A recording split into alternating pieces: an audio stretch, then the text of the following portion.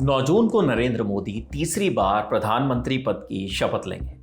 इस समारोह में मालदीव, बांग्लादेश, श्रीलंका, सेशेल्स, मॉरिशस, नेपाल और भूटान जैसे पड़ोसी देश के बड़े नेता शामिल होंगे। इनके अलावा कार्यक्रम में इस बार कुछ ऐसे भी मेहमानों को बुलाने की बात कही जा रही है जो पहले कभी नहीं हुआ। इस वीडियो सीरीज में हम आपको एक एक कर उन देशों के बारे में बताएंगे जो इस शपथ ग्रहण समारोह का हिस्सा बन सकते हैं।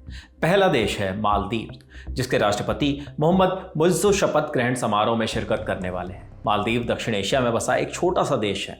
कॉलोनियल पीरियड यानी औपनिवेशिक काल में मालदीव पर पुर्तगाल, डच और ब्रिटेन ने शासन किया। सबसे आखिरी शासक ब्रिटेन था। 1965 में मालदीव आज़ाद हो गया था। उस दौर में भी मालदीव बेसिक ज़रूरतों के लिए भारत पर निर्भर था। भारत मालदीव को मान्यता देने वाले पहले देशों में से एक था।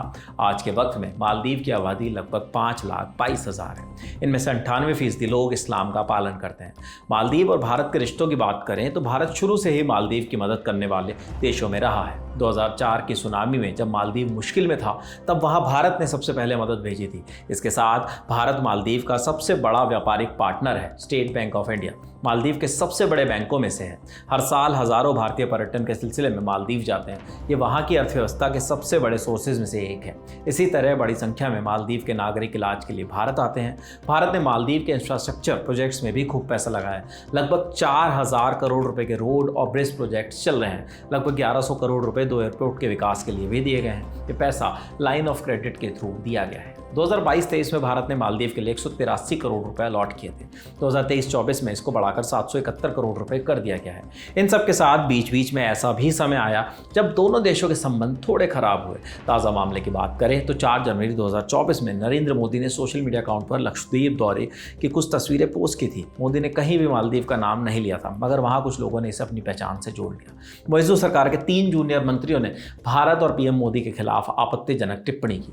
तीनों को बाद में बर्खास्त भी कर दिया गया था। हालांकि भारत ने इस पर आधिकारिक आपत्ति दर्ज की थी। बदले में मुइज़्ज़ो की तरफ से भी भारत के लिए तीखे शब्दों का इस्तेमाल किया गया।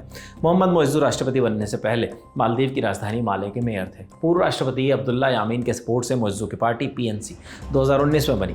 यामीन 2013 से 2018 तक मालदीव के राष्ट्रपति थे।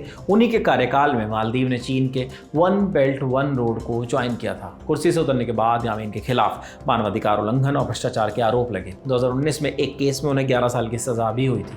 इसके बाद 2023 में यामीन के सपोर्ट से मुइज़्ज़ो मालदीव के राष्ट्रपति बन गए। ये तो हो गई मालदीव की बात। ऐसे ही और देशों के बारे में भी आपको बताएंगे। इस खबर पर आपकी क्या राय है कमेंट करके हमें बताएं। स्टोरी के लिए जानकारी जुटाई है हमारे साथी भावरी और अभिषेक सोनू ने। शपथ ग्रहण समारोह से जुड़ी सारी अपडेट्स के लिए देखते रहिए दिल ऑन टॉप। शुक्रिया।